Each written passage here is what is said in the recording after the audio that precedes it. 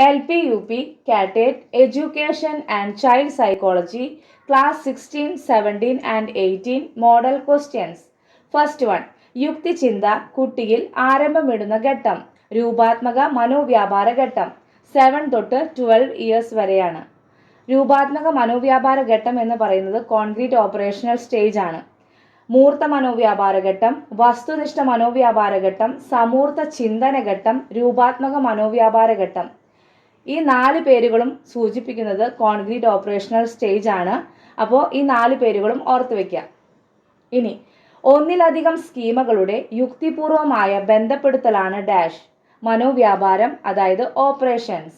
വൈജ്ഞാനിക ഘടന വികസിതമാവുകയും പൂർണ്ണത പ്രാപിക്കുകയും ചെയ്യുന്ന ഘട്ടം ഔപചാരിക മനോവ്യാപാര ഘട്ടം.